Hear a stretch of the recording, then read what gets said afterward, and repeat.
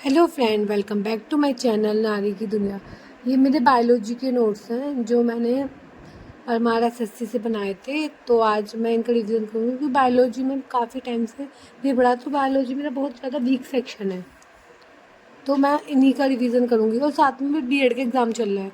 तो अब एक पेपर हो चुका है, तो अभी 4-5 दिन की छुट्टी है। तो क्योंकि डेली तो मैं केवीएस का नहीं पढ़ सकती, क्योंकि बीएड का पेपर चला है, तो 20 मई तक पेपर है। उसके बाद मैं कम्प्लीटली फ्री हो जाऊँगी और मई बचेगा और जून बचेगा, तो उसमें मैं अच्छे से अपनी पूरा, वैसे मेरा केवीएस का सिलेबस कंप्लीट है, लेकिन काफ़ी सारे टॉपिक है जो लगता है कि हाँ ये नए ऐड ऑन हो गए हैं, ये न्यू ऐड ऑन करने चाहिए। तो वो मैं कर रही हूँ। यहाँ पे मैं बायोलॉजी कर रही हूँ। वैसे बायोलॉजी की केवीएस में तो नहीं आएगी, लेकिन DT+B के लिए और भी एग्ज़ाम देना है। और आपने प्रतीक्षा वाली सर की थर्सडे वाली वीडियो भी देखी होगी, उन्होंने उसमें बताया कि आएगा तो केवीएस ही आएगा, लेकिन कब आएगा कुछ नहीं पता। तो अभी तो मैं फ़िलहाल बीएड एग्ज़ाम दे रही हूँ, तो साथ में इनका पीआरटी की तैयारी करो। किसी ने मुझसे कहा था कि जब आप बीएड कर रहे हो तो आप पीआरटी की तैयारी कर रहे हो, क्यों कर रहे हो? तो मैंने उससे पहले बीटीसी कर रखी है, मेरी बीटीसी कंप्लीट है। तो जब मेरी बीटीसी कंप्लीट है तो बीटीसी तो पीआरटी के लिए वैलिड है, और बीएड मैंने डाल दिया, लास्ट ईयर है बीएड का, बीएड कंप्लीट हो जाएगा। बाद में देखेंगे टीजीटी की, क्योंकि टीजीटी के बाद में मुझे कोई सिलेबस का आइडिया नहीं है और कैसे करना है ये भी मुझे कोई आइडिया नहीं है। तो अभी तो मेरा पीआरटी पे फोकस है, क्योंकि पीआरटी के मेरे नोट्स भी तैयार हैं और पीआरटी का मैंने पहले ही पेपर दे रखा है, तो एक आइडिया है। तो यहाँ पे मैं बायोलॉजी पढ़ी हूँ, और बायोलॉजी मुझे सबसे ज़्यादा टफ लगता है, क्योंकि मैंने 10th तक की बायोलॉजी पढ़ी है। तो मैं बार बार इसके कॉन्सेप्ट थोड़ा में इतने डिफ़िकल्ट होता है, मैं भूल जाती हूँ, लेकिन बार बार रिवाइज़ करती हूँ। अब क्या है, क्योंकि काफ़ी टाइम में बीएड का पढ़ रही थी, पूरा अप्रैल मैंने भी नहीं पढ़ा कोई कंपटीशन का, और मई में भी अब बीएड का पेपर है, तो बीएड पे फोकस करना है। तो बहुत सारी चीज़ें मैं भूल गई हूँ। उसके साथ में ये भी हो गया है कि मैं केवीएस की भी बहुत सारी चीज़ भूल गई हूँ।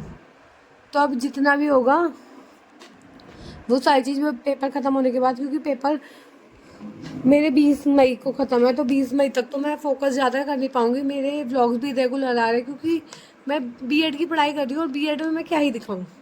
बनाने को मैं व्लॉग्स बना सकती हूँ, बीएड का एक पेपर दे के भी आ चुकी हूँ, बट मैं उसे क्या दिखाऊँ कि मैं क्या पढ़ रही हूँ क्या नहीं, तो मुझे उसका सही नहीं लगता दिखाना। और एक क्वेश्चन जो मुझे किसी ने पूछा था कि वो फैमिली में रहती हैं और पढ़ाई करते हैं, काम भी बांट लिए हैं, बट फिर भी वो बहुत परेशान रहती हैं, सब उनसे नाखुश रहते हैं। तो मैंने एक ही सलाह देना चाहूँगी, अगर सबको आप लेके चलोगे ना, आप लाइफ में कुछ भी नहीं कर पाओगे। अगर हर किसी को आपने लेके चला कि ये भी लाइफ में चाहिए, कुछ कुछ पाने के लिए, आपने सुना तो होगा, कुछ पाने के लिए कुछ खोना पड़ता है, तो सेक्रीफाइसेस करने पड़ते हैं कुछ पाने के लिए। तो आप उन सब चीज़ों पे ध्यान ना देके, अगर मैं भी सब चीज़ों पे ध्यान दूँगी ना, तो मैं तो कुछ ही नहीं कर पाऊँगी। हाँ, अपने घर हूँ तो फिर भी पढ़ाई हो जाती है, बट लड़कियों की लाइफ में बहुत सारी डिफ़िकल्टी आती हैं, तो उन डिफ़िकल्टी को एक्सेप्ट करके हमें आगे बढ़ने के बारे में सोचना चाहिए। मेरा ऐसा मानना है कि उन्हें डिफ़िकल्टी को करने के बाद आगे सोचे। अपने घर होते तो घर पे थोड़ा सुकून मिल जाता, कि घर के इतने सारे काम नहीं होते। यहाँ पे तो मैं अपने घर पे तो कुछ भी नहीं करती, और फिर मैं नीचे आई थी तो बहन खाना बना रही थी, तो उसने कहा तुम भी खा लो, मैंने कहा चलो खा लेते हैं। तो आप डीमोटिवेट किसी भी चीज़ को लेके मत हो। अगर आप चीज़ों को लेके डीमोटिवेट होगे ना, तो आप लाइफ में कुछ भी अचीव नहीं कर पाओगे, क्योंकि लाइफ में हर्डल्स तो सबकी आती हैं, लेकिन हम उन हर्डल्स से निकल के आगे तभी बढ़ सकता है जब हम उन्हें इग्नोर करेंगे। तो जितना हो सके ना, चीज़ों को इग्नोर करना सीखो। मैं तो ये मानना है कि जितना हो सकता है चीज़ों को करना चाहिए। बाकी लाइफ अनसर्टेन है, एग्ज़ाम होगा, वैसे इतना डिमोटिवेशन है। टीचिंग लाइन में आप देखो तो सबसे ज़्यादा डिमोटिवेशन टीचिंग लाइन में ही है, क्योंकि ना वैकेंसी निकलती हैं, ना कोई एग्ज़ाम आता है, तो कहीं ना कहीं हम होपलेस हो जाते हैं। वो क्या पढ़े, कितना पढ़े, समझ में ही नहीं आता। तो यही सब मेरे कश्मकश चल रहा है, कहाँ से देखो। साथ में बीएड के भी एग्ज़ाम है, बट ये है बीएड तो हो ही जाएगी, वो मैंने पहले से पढ़ के रखा है, रिवीजन करना है। तो साथ में जितना केवीएस का रिगार्डिंग हो जाए उतना ठीक है। तो यहाँ मैं बहन से बातें भी कर रही थी, वो मुझे देख रही थी, तो चिट चैट चली थी। और खाना खा के मैं थोड़ी देर रेस्ट किया था, क्योंकि अब मैं रेगुलर इतना ज़्यादा नहीं पढ़ पाती हूँ, मुश्किल से 3-4 घंटे ही पढ़ पाती हूँ। 2 घंटे सुबह, 2 घंटे शाम को अगर पढ़ाई होती है तो, वरना मैं बीएड का पढ़ रही हूँ क्योंकि अब मैं जल्दी थक जाती हूँ।